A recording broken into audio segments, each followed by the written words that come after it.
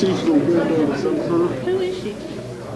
That's Clay's daughter. Oh, She's pretty. Uh-huh. She's very pretty. where you get our chair? Yeah. She likes that. Back when I was teaching, this would be great. They got quiet this easy, I'll have to say that. Okay, I'm ready.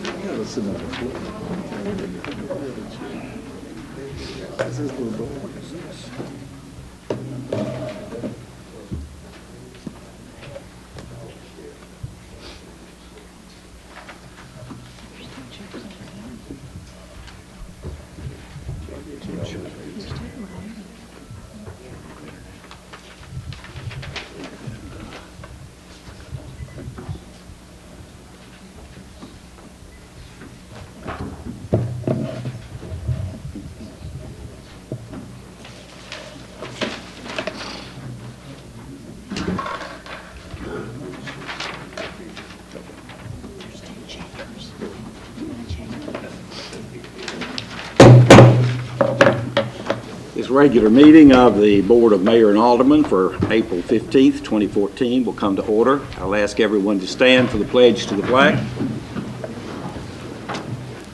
I pledge allegiance to the flag of the United States of America and to the republic for which it stands, one nation, under God, indivisible, with liberty and justice for all. Please be seated.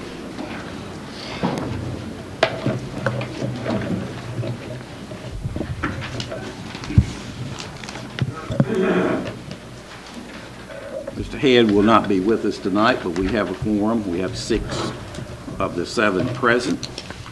First item on our agenda is item 1.2. This is a public hearing regarding ordinance 14-03, which amends our 2014 annual budget by amending certain line item expenditures and revenues within various funds and departments. Is there anyone in the audience who wishes to make a statement or comment regarding this ordinance? Hearing none, the public hearing is closed. And we move to item 1.5, which is the approval of the minutes of the regular meeting of the board held on March the 18th of this year. Is there a motion? So moved. Okay. Ms. Snyder, you're the second. And any discussion regarding the minutes? Hearing none, if you favor the approval of these minutes, please say aye. Aye. Opposed, no. So ordered. And now we move into the legislative portion of the agenda. And the first item there, 2.1, would be to discuss and possibly take action on 1403, which is a third and final reading on this ordinance. This is the one for which the public hearing was just concluded. Is there a motion? So moved. Second. Any discussion now on this third reading? Sir, may I ask? Yes, sir. This is moving funds around inside the budget, in the department, is that correct? Or in the fund? Correct. Okay. Just not adding or taking away from the total budget. That's right. Any discussion? Additional discussion? Hearing none, please call the roll. Snyder. Aye. Carneal. Aye. Hubbard. Aye. Sneed. Aye. Ellis. Aye. Mason. Aye. Pass 6-0. Okay, 2.2 is involving ordinance 14-04. This is a third and final reading also. Is there a motion? So moved. And a second? Second. Any discussion? This rezones a tract of property at 2502 South Main owned by Walter Wittenberg from restricted industrial to CS, which is commercial services. It involves a 0.81 of an acre tract. Any discussion? Got a motion? Yes. Call the roll, please. Carneal. Aye. Snyder. Aye. Mason. Aye. Hubbard. Aye. Ellis. Aye. Sneed. Aye. Pass 6-0. Okay. 2.3 involves ordinance 14-05. This will be a first reading, and as our rules require, our city clerk will read this proposed ordinance in its entirety. All right? Ordinance 14-05, an ordinance amending ordinance 13-13 and Title 18 of the Springfield Municipal Code entitled Water and Wastewaters by amending Chapter 3 entitled Sewage Disposal by amending Section 18-303 entitled Building Sewer Permits and Proper Connections by rescinding subsection 18-303.2 entitled Building Sewer Permits in its entirety and substituting a new subsection 18-303.2 entitled Plumbing Permit Required to read as set forth in Exhibit A attached. Whereas it has become necessary to further clarify the requirements for proper sewage disposal. Now therefore be it ordained by the Board of Mayor and Aldermen of Springfield, Tennessee as follows. Section 1, Ordinance 13-13 and Title 18 of the Springfield Municipal Code entitled Water and Wastewaters are hereby amended by amending Chapter 3 entitled Sewage Disposal by amending Section 18-303 entitled Building Sewer Permits and Proper Connections by rescinding subsection 18-303.2 entitled Building Sewer Permits in its entirety and substituting a new subsection 18-302.2 entitled Plumbing Permit Required to read as set forth in Exhibit A attached. Section 2, all ordinances, resolutions, and policies in conflict herewith are hereby rescinded to the extent of the conflict only.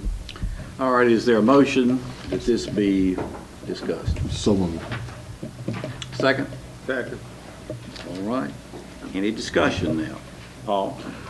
Thank you, Mayor. Mayor, this ordinance and the following ordinance are an effort to simplify plumbing permit fees. And right now, plumbing permit fees are determined by fixtures. And what the board has asked us to do is to see if we can simplify some of these fees so that a person knows what they have to pay up front with a building permit and can pay that fee. So there'll be a residential fee, a commercial fee, and an industrial fee. And it'll be a standard number. And you can, for example, when you're building a house, pay your plumbing fee. It's straight $40. And take care of it up front, all with one check. Okay, helping to streamline the process. Okay. Other questions or comments? Mr. Mayor, Ann? what are they currently paying for the permit now? Well, it's based on the number of fixtures. This is about what we're going to average, which isn't in here. This takes out, this particular ordinance removes all the items that said so much per toilet, so much for shower, so much for that. It removes that. We're getting a new rate based on what the average bill usually winds up for a single-family house, which is around $40. And that'll be in the second ordinance. And we're not counting any of the fixtures in the house then? We're just going to say that it is That's a right. residential from what I read, correct? That's right. Okay. Other questions or comments? All right, hearing none, I'll ask that the roll be called on first reading. Ellis. Hubbard. Aye. Sneed. Aye. Snyder. Aye. Carneal. Aye. Mason. Passed 6-0. Okay.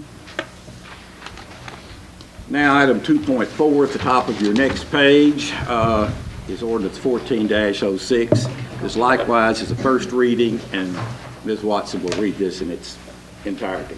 Ordinance 14-06, an ordinance amending the City of Springfield Conditions of Service Manual by adding a new section entitled Plumbing Permits and Inspections, and by adding a new policy entitled Plumbing Permits Required to be read as set forth in Exhibit A attached.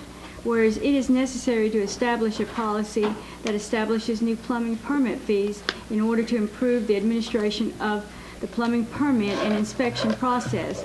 And whereas Article 4, Section 13 of the Charter of the City of Springfield, Tennessee, requires legislative action to amend or set fees. Now therefore be it ordained by the Board of Mayor and Aldermen of Springfield, Tennessee as follows. Section 1, the City of Springfield Conditions of Service Manual is hereby amended by adding a new section entitled Plumbing Permits and Inspections, and by adding a new policy entitled Plumbing Permits Required to read as set forth in Exhibit A attached. Section 2, all ordinances, resolutions, and policies in conflict herewith are hereby rescinded to the extent of the conflict only. All right, is there a motion that this be considered? So moved. Second. Okay, any discussion now? Mr. Nutting again. Thank you, Mayor. You'll notice in Exhibit A, under fees or costs for service, it states the fees for a plumbing permit and inspection services for each licensed plumbing contractor per job shall be as follows. Any type of residential and/or wastewater plumbing, $40. Any type of commercial water and/or wastewater plumbing, $100. Any type of industrial water and/or wastewater plumbing, $250. Yes, ma'am. Mr. Sneed. Is this going to put some additional fees, do you believe, or extra fees or requirements on the plumber if he's going to change out a faucet in someone's home? I mean, if a plumber comes to your home, it says any modification, so if you had a faucet that was better, they're going to have to get a permit. I believe so, no? Okay. Well, then You we might need to, want to we need to explain change that. the word any, because that's a modification. Mr. Masters, you want to comment on this? This basically pertains where there's going to be modifications to the plumbing inside a house or a commercial or business establishment, running new lines, or if a permit is required to change out a water heater, then it would be required, but a permit is not required to change out a faucet. Is the current regulations, are they required to get a permit to change out a water heater now? I do not know that. We'll find out before the second reading. I believe we can do that. There's some other questions about this, we'll find out. Mr. Ellis? These requirements run along, or the cost, does it pretty much run the way it is now? I know some's going to be higher and some's going to be lower, but, hearing what we just read, I personally don't know what it said. I mean, I heard it, but, you're talking about plumbing, and what is plumbing, what does a plumber have to get a permit for? Is it when he goes, well, we've been through all that. But we may need to really look at that before our second reading. And are the fees that we're talking about comparable to what they are today, or are they more? They are average fees for, the staff took different licenses or permits that had been issued before and figured an average. And those are the average bills for a residential, three commercial, categories. and industrial category. So obviously, with an average, somebody's going to pay more, somebody's going to pay less, but it speaks for that. It's an area of, or matter of simplification, is I think what we're trying to get to. Yes, sir. Go ahead, sir. Are you sort of leading us in the direction of, pipes coming into the house, pipes under the house? We're not. That's generally what you're kind of talking about? This ordinance does not pertain to any sort of plumbing requirements, the International Plumbing Code. This basically says, whereas we used to charge $2.50 for every commode, every sink, every lavatory, every shower, every drain, we're taking all that, we average all those for 2-bedroom house, 3-bedroom house, 4-bedroom house, and all that came up to about $33 or $34. Now, those $2.50 have been in there for decades, so when it came up to $33, I thought, well, I'll just round it up to $40. For commercials, it averaged, I think, around $87. I rounded that up to $100. For industrial, it was, I don't remember what it was, we rounded it up to $250. I think the question that Mr. Sneed is trying to, which sort of got me, okay, you're talking about when they initially building the house and installing these things. But I think he's going into the area of when we have to exchange our toilets and our water heaters and stuff. So I think this is kind of the clarification. Am I correct, sir? Yes, that's right. Any Yeah. new construction is going to require a plumbing permit, and that's all included, one trip, and that's done. But the people who call and a plumber comes out to your house, they got to repair. To Are they exchange going- it. Instead of going and getting the water heater faucet and coming back, they're going to have to make a stop here. If it's after hours, what are they going to do? They're going to get more red tape. Now, this says the category is permits and inspections. Right. So, I mean, you're going to have to get, you You can't. don't do an inspection when somebody comes by to fix a faucet. What says any modification, he said any That- water, well, that- any line run. You may have to run some new line when you fix the Then faucet. that can be clarified, but that's not the intent, and it will be, that needs to be cleared up. But you read the category again, read the title. Permits and inspections, Paul. We are not requiring a permit that we wouldn't already require a permit. The only reason we're doing this is because developers came to us and said, can you make the payment process easier so that we can come and pay our permits at one time when we pay the building permits? And if you have to do it by fixture, you'll have to go back to the water wastewater department and figure it and pay there and work it out that way. If we have a flat fee, you come in, you pay it at the same time as the building. You're talking about apples, oranges. You're talking about initial permit to do a planned job. If somebody comes out and do a service call, that's something different. Yeah, but you're not going to require a permit in circumstances that you don't require one now. Well, let me read this. For any existing customer of the water system, any proposed modifications to the customer's existing water or wastewater system shall be performed with an approved permit. We'd be glad to stipulate that means additional plumbing into what you already have. You're upgrading your plumbing system. Maybe you can suggest. If you're adding a bathroom, for I'll example. get the wording right. The only thing I would add to that, Roger, if you're averaging, the complaint that I get is that we need to simplify. Yes. Yes. And that's what the goal is. But if you're averaging $33 and something, I would suggest that the average, I believe I'd round that to $35 instead of the 40. I would say that, if we're claiming that we are averaging. Okay. So that's something we can amend later. All right, other questions or comments on this, on first reading? Willie? I guess I kind of had a question too, because someone came to me here a couple of weeks ago and was saying that he was concerned about it too, that if you even change your door out in your home, you had to get a permit. And I told him I didn't think that was true. No. This is the same thing for which we require permits now. So if that's unclear with the wording, that we'll have to straighten that out. Now, other questions or comments? All right, let's call the roll. Carneal. Aye. Sneed. No. Mason. Aye. Snyder. Ellis. Aye. Hubbard. Aye. That's 5-1. All right, 2.5 is in regard to Resolution 14-07. This authorizes the issuance, sale, and payments of up to $1 million capital outlay notes for the city of Springfield and levying ad valorem taxes for the payments of said notes. Is there a motion? So moved. Second. All right. Mr. Nutting, do you want to add a little comment about that? Well, thank you, Mayor. As you know, the board has decided that we will borrow the $1 million from the gas department for the library, our portion of the library. To do that, under state regulations, we need to have our own internal note that's in which we pay interest to the gas department for the period of time that we are borrowing the money. When we go ahead and sell the bonds for the library, we will borrow the $1 million for that and the interest and pay back the gas department for the temporary loan. Okay. Questions or comments?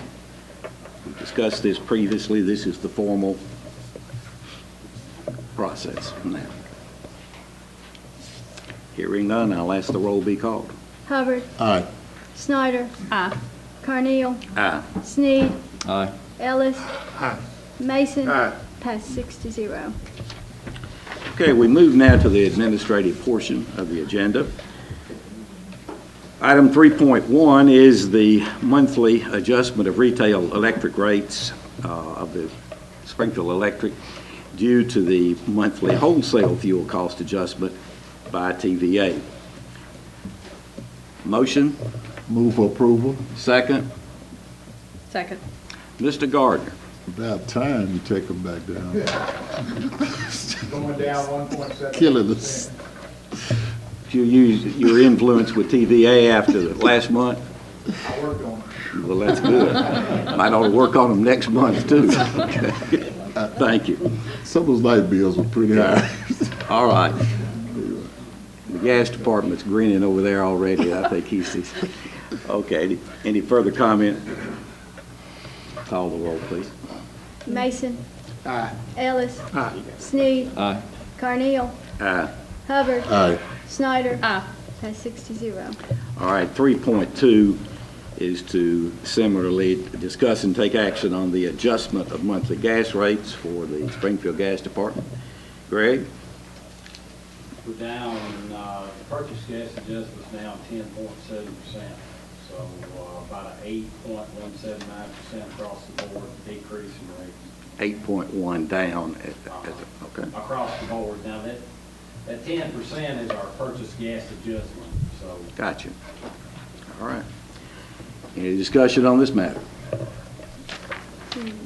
Y'all are both moving in the right direction. We need a motion on this one.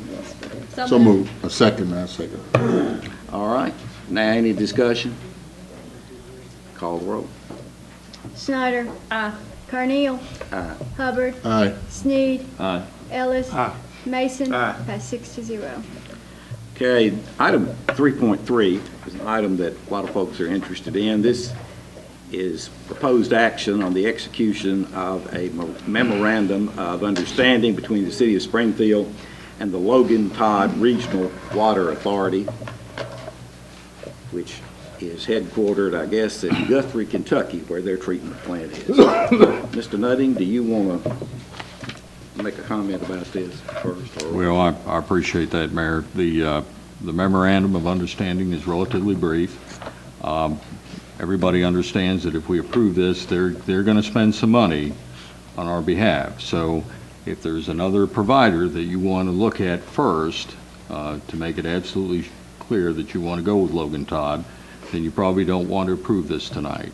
But if you're confident that this is the way to go, and I think it is a really good option in many ways, then I think that they're ready to go. So if you want to hold up for any reason, don't approve it tonight, because they are going to go when they get this signed. Okay. Got a motion? No, sir. Need a motion? So moved. Second. We have talked about this for quite some time, over a period of several years, as our engineers have brought to us long-range plans which showed that within the next 8 to 10 years, we needed to have an additional water source.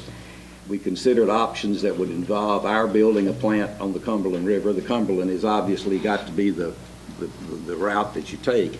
It's just a matter of which route do you take to it, or do you engage the White House Utility District, or do you deal with the Metro Nashville water system, or do you deal with Logan Todd, who came to us seeking an additional customer because they have a lot of unused capacity.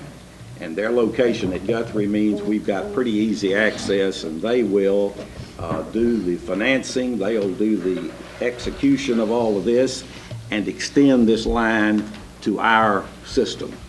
This will give us two things. This will give us additional capacity, and then it will give us a reserve capacity in the event that our current system happened to be down.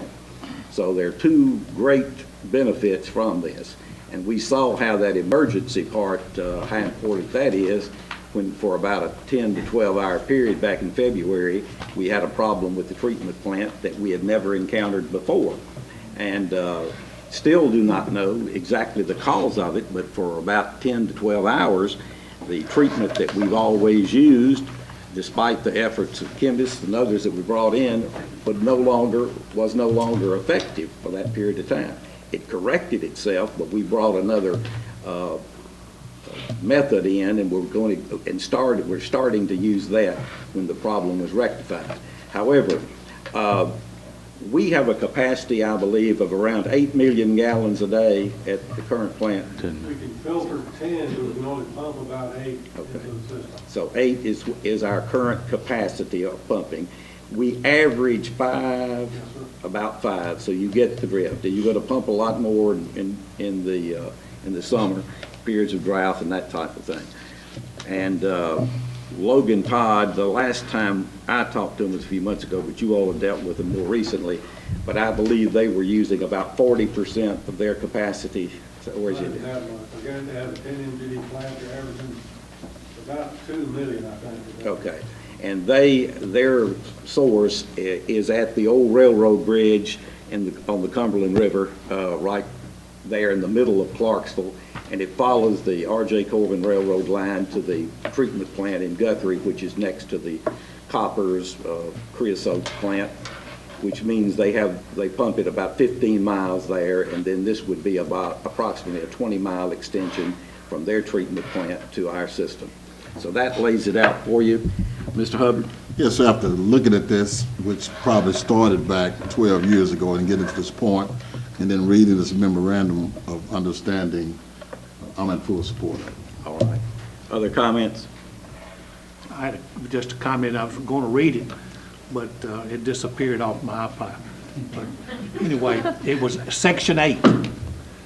And Section 8 pretty much says they're going to be expending a pretty good amount of money.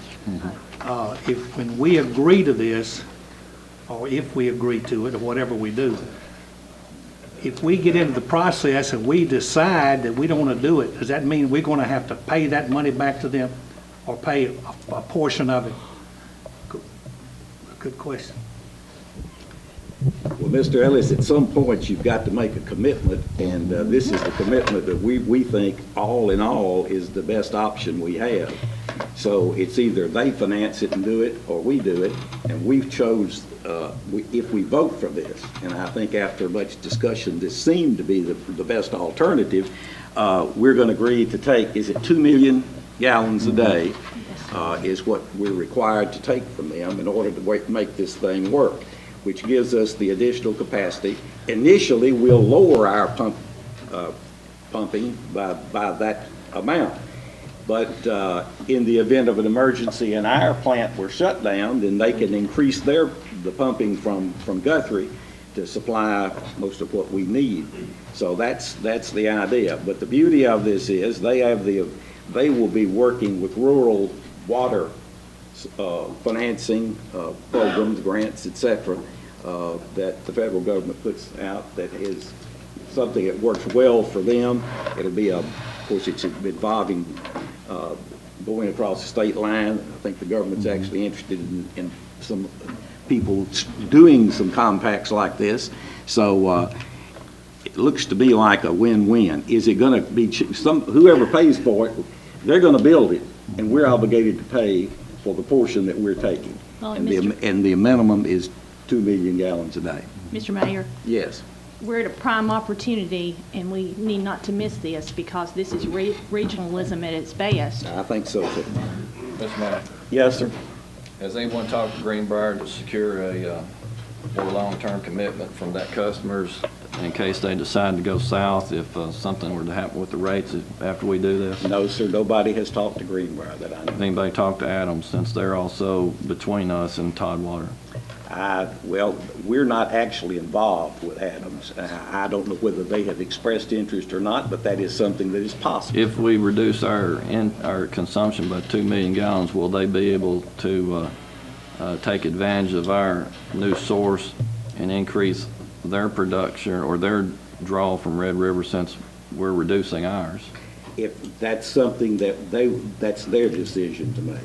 Well, I'd like to try to regionalize and kind of get more people on the system to reduce the cost for Springfield and try to tie any expansion commitments on Adams to tie in to maybe use this new source and try to get a better commitment or a more secure commitment from Greenbrier and make sure they don't jump ship if their rates increase and Metro wants to compete against it. Mr. Nutty? Yes, Logan Todd Regional Water Commission is going to talk to Adams Cedar Hill Water District. They have an opportunity to take water off that line if they so desire, but that's strictly up to them. They'll have to work their own agreement with Logan Todd. It'll be off the line that we're committing to paying for now? They'll have to pay what they're taking. Right, okay. Okay, other comments? Mr. Carnell, before you get too far, this is what I talked about, how many years ago? We even talked about, we need this water, there's no question. But I was going to ask this question when we got up to discuss with Roger, but I want to ask you now. we're going to be buying 2 million gallons a day. Not correct, we'll guarantee that much. And they will raise the rates to pay for that, to pay for the construction. Where is that 2 million gallons going to go? Now, I know that's a far-fetched question, but is it going to have to go to get in the main line somewhere? You can't tie onto a line in Coopertown or somewhere like that. It has to come to Springfield, tie onto the main line that feeds. Then who's going to pay for the water from Guthrie? That's you know, everybody will. I think that's the way it'll end up. We have already been in discussions with McGee Engineering. They're the engineers for Logan Todd. We've had several meetings with them. Terry Beers with the engineering department has had several meetings looking at routes and this sort of stuff. We have pretty much zeroed in on bringing that water line all the way down 41 and then turning in to go to our 5 million gallon Mount Denson ground storage tank, bringing it up in a separate entrance. We have one pipe going in there now from our water plant. We'll have a separate entrance coming in for Logan Todd. It'll be mixed in there with the water that's already in there. So what will you do with the 2 million gallons that we are producing today? I mean, that just... Instead of us averaging 5, we'll average about 3. We'll just cut back our water production. So you're going to cut back, you'll have to redefine or assign customers to each water thing. No, sir. Because all the water comes into the 5 million gallon tank. So what you're saying is everybody's going to pay for the Yes, sir. construction of the line? Yes, sir. Okay. Mr. Mayor, Yes. I move to defer the motion till next month, till we can get some commitments from Greenbrier and talk to Adams and see if we can secure more partners on this. I don't want Greenbrier jumping ship after the rates start going up. Mr. Sneed is making a motion to defer. Second required on that? Is there a second? Yes, I'd like to, yes, I think we should vote on that. I second. Okay. All right, we have a motion. Any discussion now? I don't think it's required now. We're voting on The his deferral. deferral. This would put this off for a month. If you would favor the motion to defer, vote aye when your name is called. If you are opposed to the deferral, vote no. Ellis. Aye. Hubbard. No. Sneed. Aye. Snyder. No. Carneal. No. Mason. No. Passed 4-2. All right, now we're back on the main motion. I'm sorry, failed Excuse- 4-2. Excuse me. His motion. Failed Deferred. 4-2. I knew what I was thinking. I chose the right word. I get so confused. All righty, let's back up and punt now. We're back on the main motion. Yes, sir. The deferral. Move the vote, Mr. Mayor, on the main motion. Call for the question. If you favor concluding this memorandum of understanding with Logan Todd, vote aye when your name's called, and if you're opposed, vote no. Carneal. Aye. Snyder. Aye. Mason. Aye. Hubbard. Aye. Ellis. Aye. Sneed. Aye. Passed 6-0. All right, Mr. Mayor, it is approved. Yes, sir. could Mr. Nutting maybe contact Greenbrier and bring something back to the board next month and see what their feelings are on this before we go for any further? Well, Mr. Sneed, I guess so. I'm not sure where they're going to go, but that would be their business. They've been a customer for a pretty long while after they went out of the business themselves, okay? I really hate to say this because it's already been passed and stuff, but you know, this is going forward. This memorandum is already approved, it's going forward. We're not going to delay it. Okay, discuss and possibly take action on authorizing the competitive bid process for the construction of certain drainage improvements adjacent to Queen Anne Court. Is there a motion this be discussed? So moved. Second. Paul, would you explain what you're getting at here? Well, I thought it would be a good idea. It'd been over a year since we talked about the plan for Queen Anne Court. As you know, the homes have been removed, and the design has been completed. And I thought Alan would give everybody, just as a refresher, an update on what this project's going to look like, and then we'd like your authority to go out for bid on the project. Okay. Okay, I laid one on everybody's desk there. It's a little 11 by 17. And it just shows where the 4 houses are located. And what is going to be created is as much material is excavated out and removed as possible to create more capacity for water. And to make it more continuous with the neighborhood, we'll have a fence all the way around it, and you can see the landscaping up and down the side of the neighbors and around the road too. There will be a slight berm over next to the roadway. We're trying to shoot it to 700-foot elevation is what we're trying to use as a gauge. But this amount of work's about 5,000 cubic yards. Is going to amount to about 1 million gallons additional capacity at this location. And so this is just a development plan for those 4 houses that's been moved out of there. You're talking an additional 1 million gallons? Is Yes. that what you're saying, of capacity? Okay.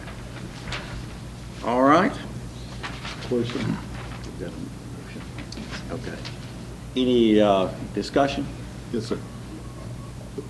Mr. Hubbard, go ahead. The height of the fence that's going to be around? 6-foot black fence, black 6 chain link fence. 6 foot's going to be high enough? Well, I hope so. Yeah. But if you think of, the reason why I'm asking this, because I don't want any inquisitive kid, you know. Remember, this is a detention pond. It won't be, it will not hold water Okay. except in the heavy rains. Now, yes, it goes down slower than most, but usually within 5 to 7 days, it's gone out anyway. It's Yeah. not made to hold water. It's detention rather than retention. Well, I understand that, but I just want to make sure that none of our beautiful inquisitive kids can come over it. I don't think you can ever make a perfect one, but I know, but I'm just saying, get it high enough where they can kind of leave it alone. Alan, can you talk to him about the eventual pumping?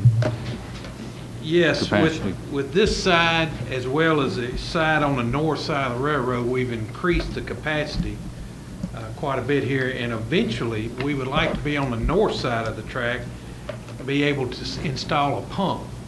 Now, the only reason we want to do that, now, right now, the only outlet for all of this water is a sinkhole, or injection well, what the proper name is. But by doing what we're doing and what we've already done on the north side, we're just increasing the capacity of water that can go out of this sinkhole. It still will only take so much water. I think eventually we need to have a pump, and we've looked at it on the north side of the track, pumping the water to another location, so that if this sinkhole ever plugged for some reason, you'd have a way of getting rid of this water back out of there. And it would decrease the number of days that the water is standing there. Generally, though, in a heavy rain, it doesn't stand over 6 days at the most. But we would like to build that into it eventually. Okay. And this is being developed with the stormwater money too, not general fund. I had the same question like Mr. Hubbard had. Okay. Other questions? Please call the roll. Carnell, Aye. Sneed, Aye. Mason, Aye. Snyder, Ellis, Hubbard, All right. that's 6-0. All right, 3.5 is to discuss and possibly take action on the bids received for the library expansion. Mr. Brewer, our engineer, has been working with the library project. Thank you, Mayor. You bring us good news tonight, I understand. Yes, sir. Well, I bring you bid prices. We took bids this afternoon at 2 o'clock, and they came in well below the estimated money that the library board thought that they had available. I won't say well below, but they are below.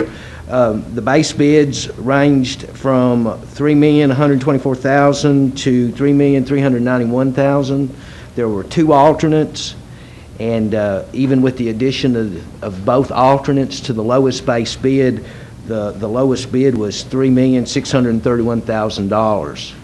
So the library board is going to meet, well, the library building committee is going to meet next week, and then they're going to meet with the library board next month. We will come back to this board. I haven't talked with Mr. Bradley yet to see how he wants to handle it with the county, but the library board will make a recommendation of either how they want to go forth, and we will make that recommendation to you at that time. Okay, so do you, since we've already agreed to give the $1 million, what are you actually seeking tonight then? Just to review, just give you a report on what we've You're done. providing information and no action is needed? Okay. Not at all. All right. We got a motion in a second. We don't. Okay. All right. Nope, nothing's on the floor, so we're good to go. Are there questions, Mr. Brewer? Yes, Mr. Mayor. Mr. Brewer, the successful low bids, do you know who the low bidder, the winner of this may be? Yes, sir. The low bidder, the apparent low bidder is Bomar Construction out of Nashville. Nashville. Where was the, are they going to go with that one? Or what's Yes, the next? yes, sir. They're all three. We had 3 bids, Okay. and all 3 are from Nashville. Okay. No further questions. Okay. All right, thank you for that report. We'll look forward to hearing from you next month. If Mr. Courtney Woodard would come forward, we want to hear from the YMCA, the ongoing program that we have there. Courtney, we welcome you again. Thank you. Good evening. Good evening. First of all, I'd like to say thank you guys for funding, so far, what's been going on, so we greatly appreciate it. But we are asking for additional funds. I think I said $10,000, but like I said, I'm open to whatever. I mean, beggars can't be choosers, so I'm open to whatever. We're making great strides in our program. Just from our grades to our spirituality to our health, everything is improving. Seeing kids who are coming from being D students to, almost making the honor roll. So those are some of the things that we're taking pride in this program. And the $10,000 will cover additional funding for this month and in May, and we want to do a summer program as well as we did last year. We're looking to program for about 30 kids in the summer. Hopefully, well, we know that they'll have reading, but hopefully we're trying to add math this year. So we're trying to add most of the things, STEM and stuff like that. So we're trying to get them caught up with other schools around the county and things like that. And then we just want to get them to experience different things. I mean, from field trips, educational field trips, to just everything, because we want to get them out of Springfield. That's the thing, is to get them out of Springfield and let them experience different things, because a lot of these kids don't get to experience those things. So just took them to O'Charlie's not too long ago, and asked the kids how many kids have been to O'Charlie's, and like 4 raised their hand. So I'm like, that's something that's in Springfield that these kids don't get to experience. So we just want to give these kids a different experience, while they're young. So if they can experience it when they're young, they'll be willing to, broaden their horizons and maybe go off to college and, bring families back and things like, and then make the community better. So that's what we're all about, just trying to make this community better and, trying to give these kids a different perspective on life. All right, what is the average number you're serving now? On roll, we have 42. So, like I said, a lot of them don't come because they do sports or whatever the situation is, and some of them just don't like structure. So, but for the most part, we have 42 on roll.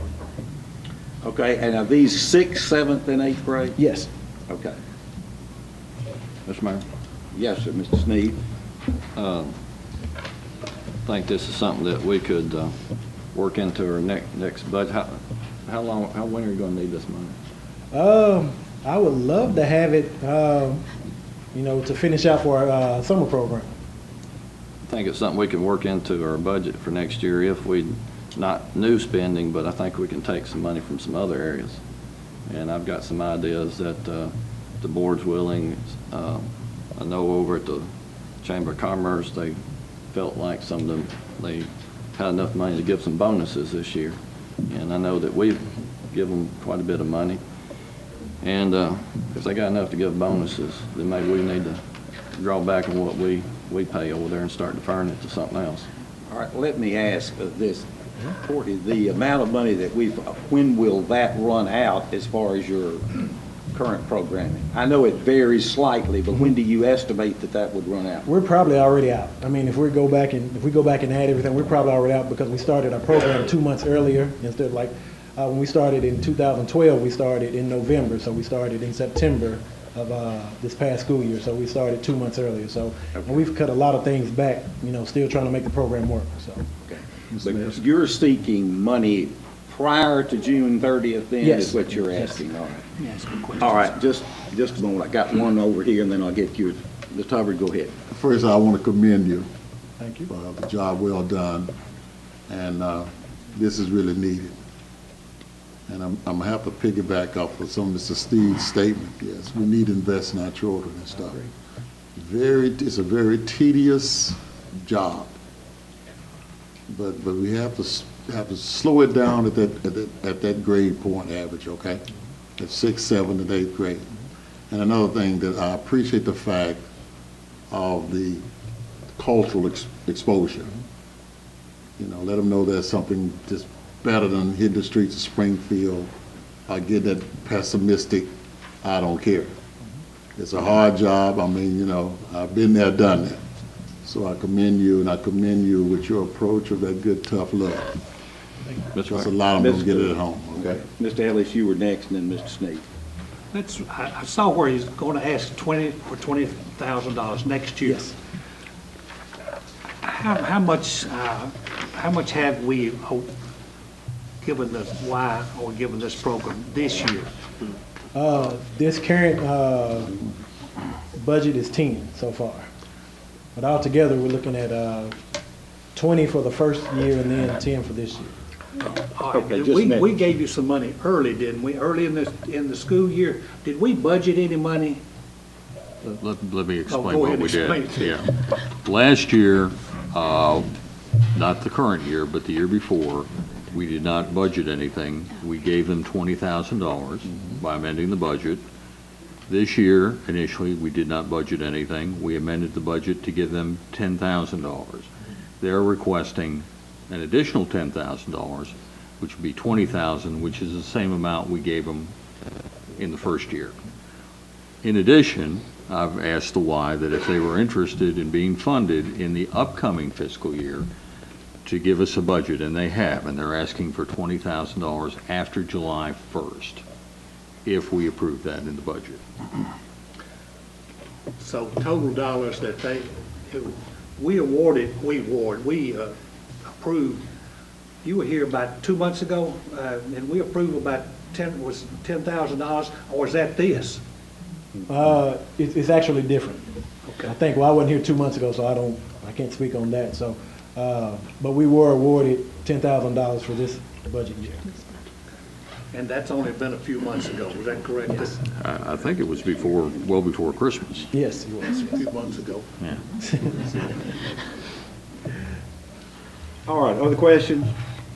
Mr. Mayor, I'd like to Yes, make a sir. motion All right, let's hear it. that we grant the $10,000 that this program's required, is asking for today, if the board agrees to not issue the funding that is an annual requirement, that is annually asked at the Chamber of Commerce. Ms. Sneed, I understand your concern about that matter at the Chamber of Commerce.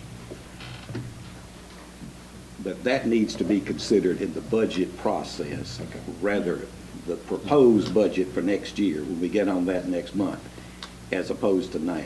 So let's deal with this request now and see, we have allotted them $20,000 this year, two different, Well, total. I'll withdraw that motion because nobody ever says no on this board. It's always yes, yes, yes to everything. We do, They'll never get there. we do say no from time to time.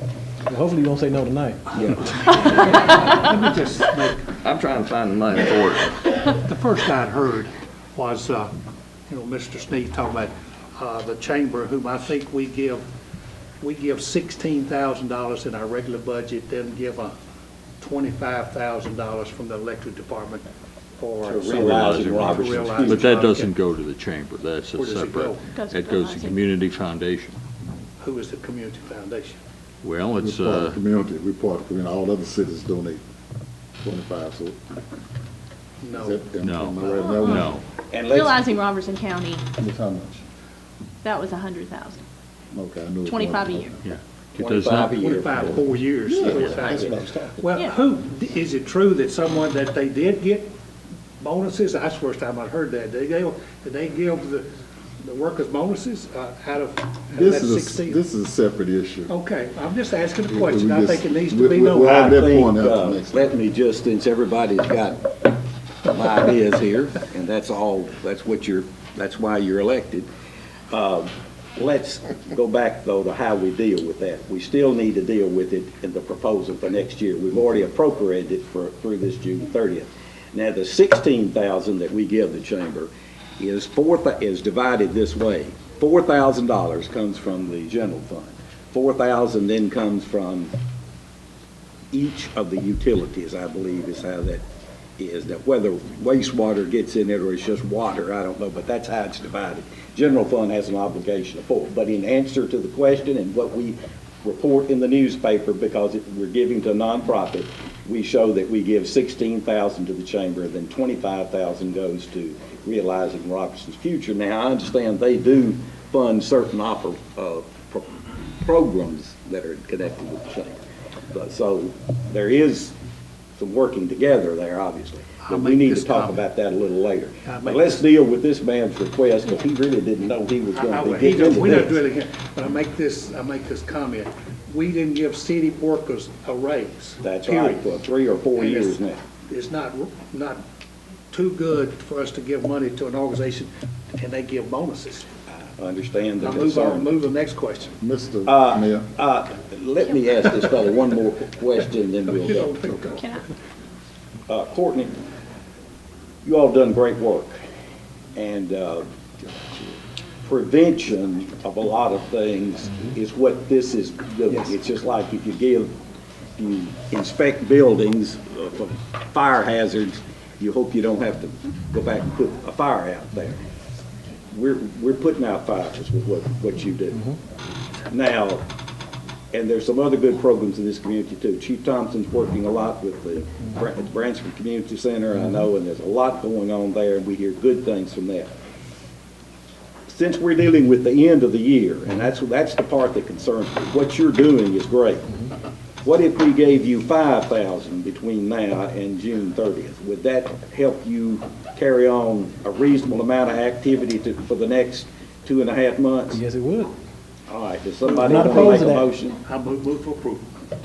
Is there a second? second. Any discussion? Yes, sir. Any discussion? The discussion is, think about our children. That's a very crucial age bracket. Ms. Stein? I will not be able to vote since I am on the Y board, but I have to commend Courtney for the job he's doing with our children. It is amazing to go and watch them when they first start with Courtney and the manners that they have when they're finished with Courtney. You do a wonderful job. Thank you. All right, we've got a motion and a second to appropriate $5,000 for the balance of this fiscal year for the Y for this program. Any other comments or questions? Call the roll, please. Mason. Aye. Ellis. Aye. Sneed. aye. Carnell. Aye. Hubbard. Aye. Snyder. Abstain. Passed 5-1 and 5-0 and 1 abstain. All right. Keep up the good work. Thank you very much. Shake your hand because I'm glad we passed it. I know, right? Yes, sir. Appreciate it, Courtney. He come over here and get you. Thank you. Good luck. My shit coming out, give me more. All right. Good job.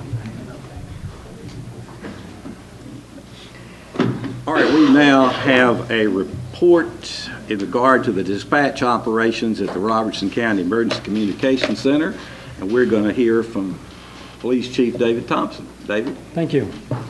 Some of you have seen an article in the paper this last week. The 911 Board has recently hired a new director.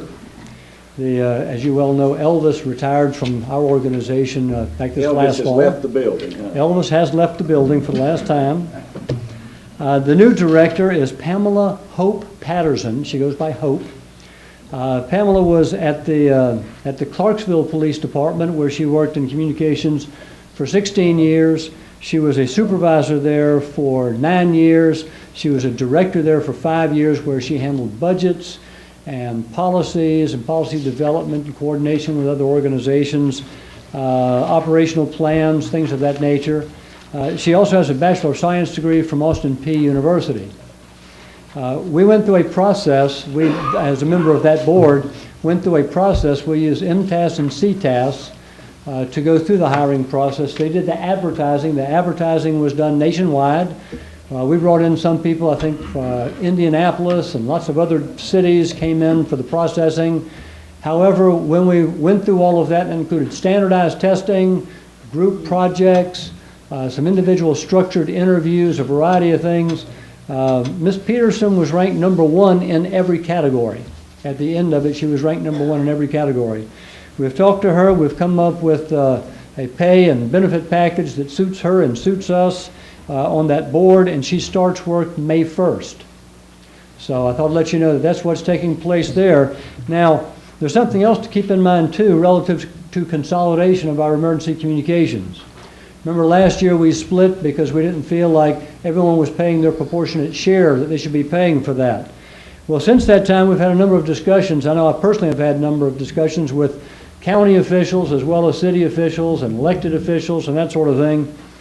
And everyone has reached a point where they seem to be in agreement on all the principles.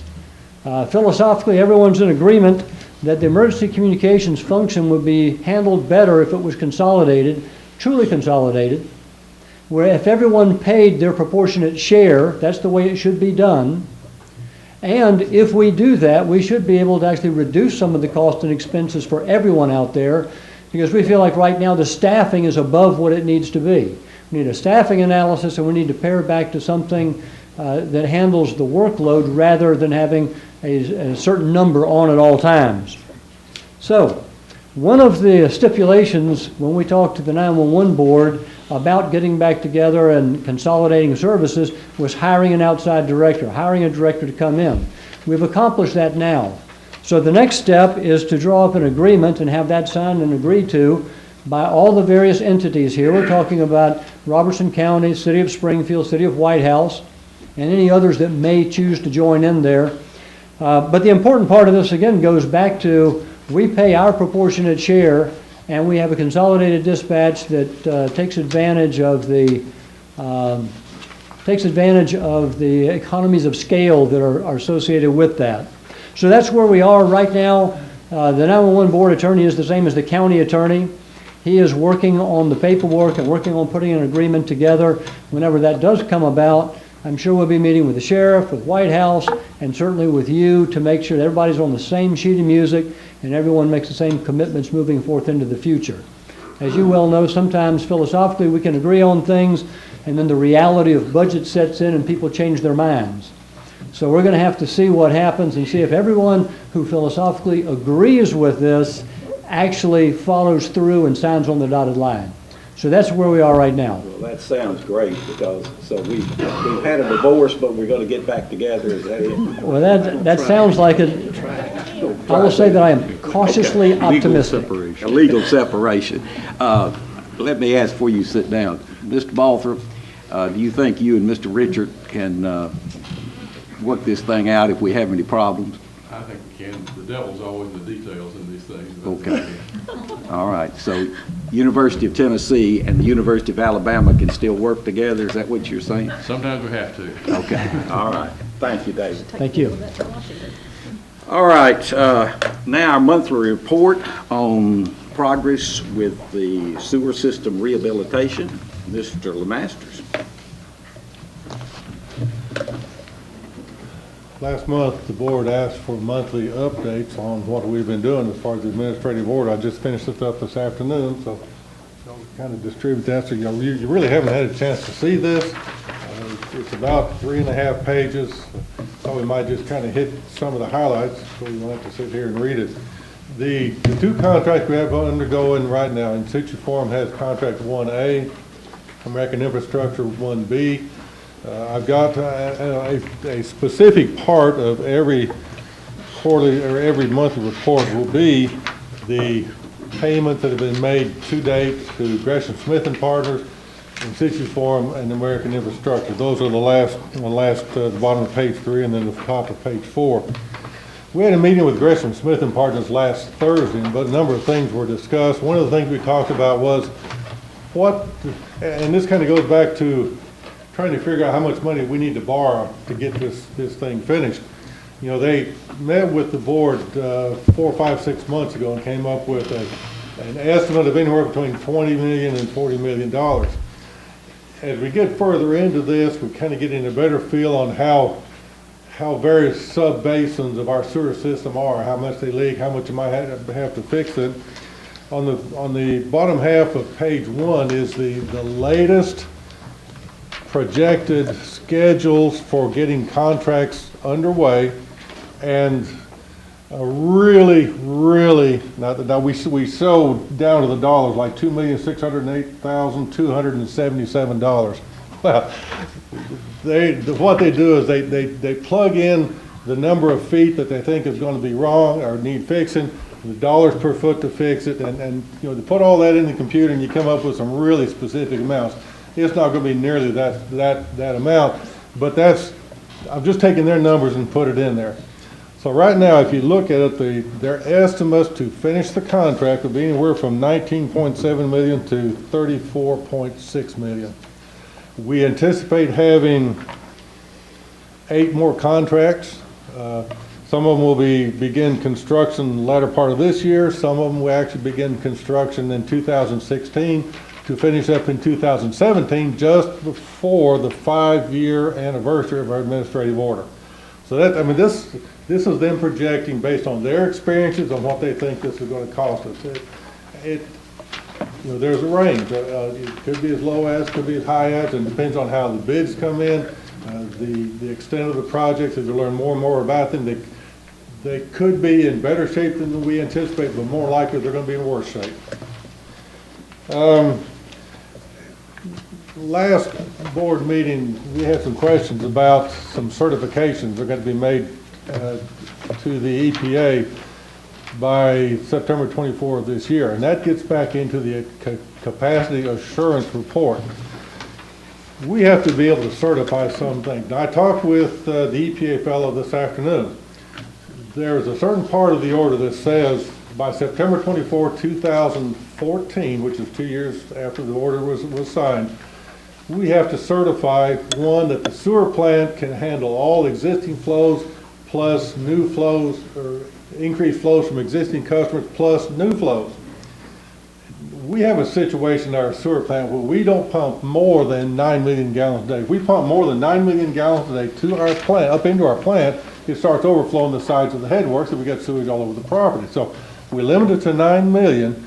Anything over 9 million overflows in the manhole about 150 feet outside the plant. Now I explained this to EPA. I said, now, anything that gets to the plant, we're really splitting hairs here. If it gets to the plant, we can treat it. But we're only putting 9 million into the plant. And he understands it. He's been to our plant. He understands how we operate. And he says, I'm the one that will look to the certification. He said, I understand that. He said, I'm okay if you certify the plant. Because everything that gets into the plant, we can treat. Doesn't matter how much we add up into the system, we can treat it at the plant. So that's one certification he's okay with. The second certification is that the sewer pump station can handle all existing flow, increases to existing customers, and new flows. We're okay there because we don't have any problems at any of our sewer plants. Now, about 4 or 5 years ago, we spent about $200 and some thousand upgrading and modernizing and redirecting the sewer plant on South Main Street, our Sleepy Hollow pump station. It now goes south instead of north. We've not had any overflow problems there except those related to pumps that get blocked or shut down or whatever. But the pump station itself is okay. So he's okay with me certifying the pump stations. The real problem here is the collectors. Here's where I cannot do that certification because I would have to certify that we don't have any overflow. Since I can't certify that, that gets us into the part that talks about in lieu of certification. We can add new customers, but there are some specific things we have to do. We have to show them that we are in compliance with the administrative order. There are certain things that have to be done by certain dates, and as long as we do that, we're complying with the administrative order. We also have to before we can allow new customers in one part of the system that needs to be rehabbed, we got to rehabilitate that. We can allow new customers if for every new gallon we add, we have to remove 2 gallons of wastewater, either by taking dilapidated houses down and not letting them be rebuilt, by rehabilitating our sewer system, or increasing the sewer system, just so we can keep water from getting out. So, and there's a couple other things that we have to certify along with that, but we're doing pretty good on all of that. One thing that I wanted to show you, we have done the rehabilitation on 3BCC, that manhole on Linda Lane. If you look at page 2, we must be doing something right. I mean, it's just amazing. We had a rainfall event in, I think, March of last year, about 1.5 inches before any rehabilitation had been done. If you look on page 2, we had a flow monitor that is downstream of 3ACC and 3BCC. And the blue line is the flow that it measured over about a 4-day period. Earlier this year in February, we had another 1.5 or 1.48 inch rainfall event under similar conditions after most of the cured in place had been done, but not all of it, and that is the red lines. The sewer flow monitor picked up that flow. So there's, if you see it, it just kind of tracks the first one, but significantly less. So that shows that we are doing a lot of good work on getting that water out. Now another non-tangible, I guess it's tangible if you live right next to that manhole, it does not overflow with nearly the frequency that it used to. I mean, we've had several inch and a half rains, and it has not overflowed. So the rehabilitation effort that In Situ Form has done in 3BCC with their cured in place is really, really paying off dividends right now. So that's one of the really good things that we're happy with. You might want to just take a little time and read that when you can. The last part on the bottom of page 3 and the top of page 4 will be the monthly updates to what we're paying Gresham Smith, what we're paying In Situ Form Technologies and American Infrastructure. And as we get along each month, as one contractor finishes up and new ones come on board, then you'll be provided with updates on that.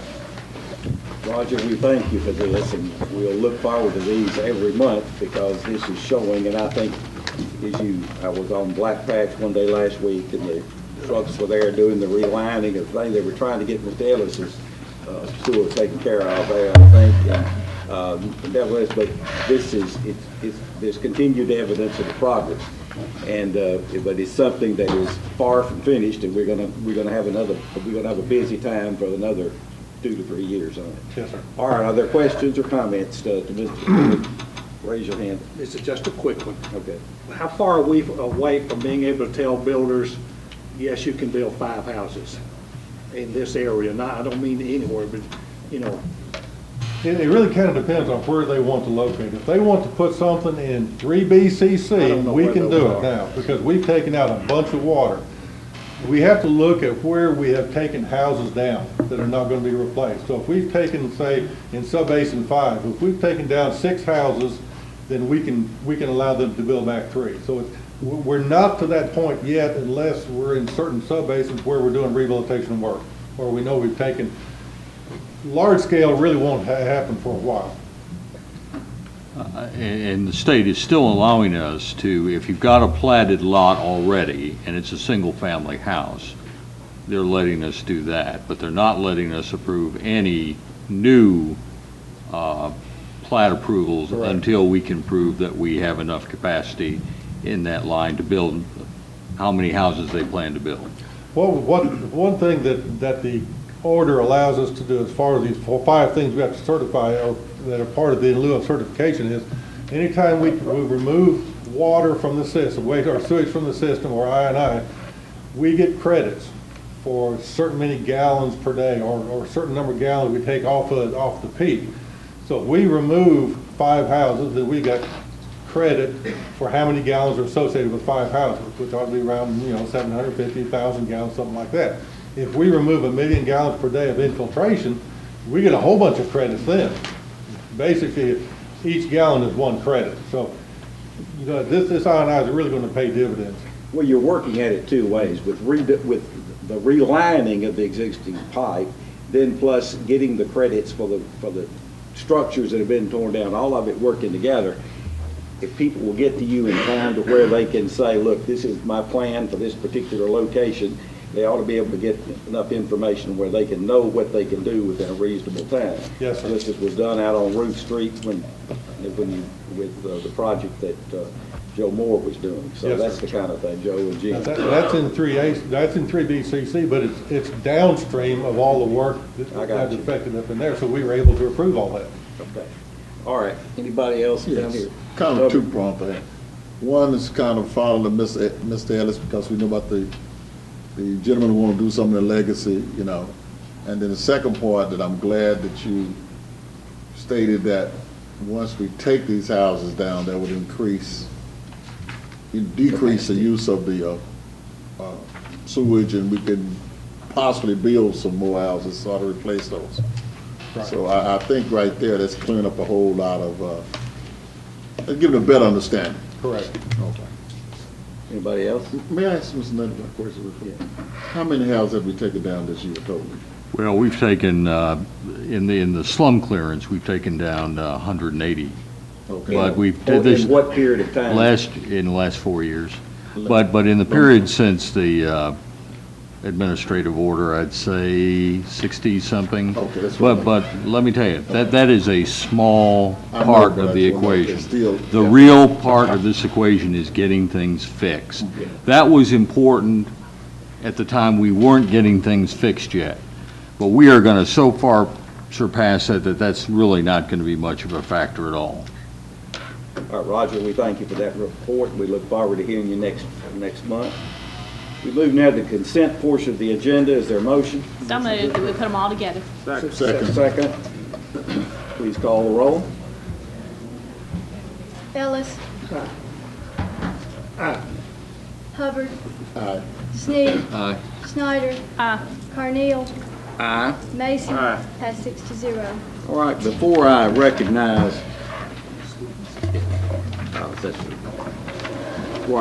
Mr. Nutting for his report, I want to compliment this large group of Springfield. Are they all Springfield High students tonight? Just about. Let's see your hands. How about Springfield High? Just about all of them. All right. Now, one thing I've asked for a long time is you all would come in and get your forms signed and that type of thing. As I suggested that you remind your teacher that maybe he ought to come sometime. And so I see that since he's going to retire in about a month, Mr. Hurd has shown up tonight. So, Mr. Andy Hurd, would you please stand up? Some good kids.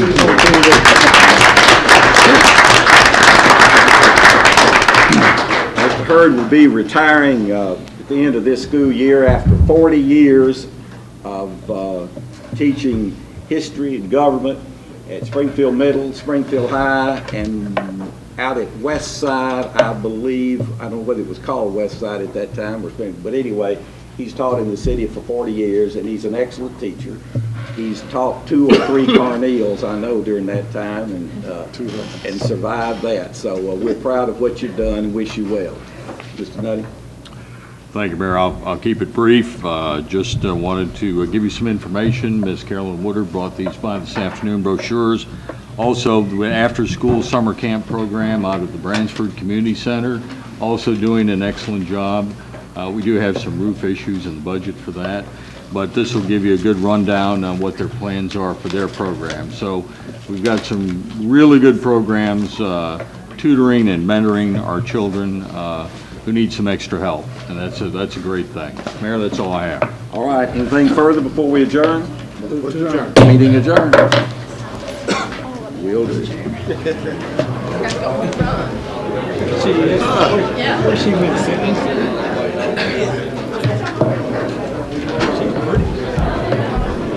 I like that. All right, is anything else?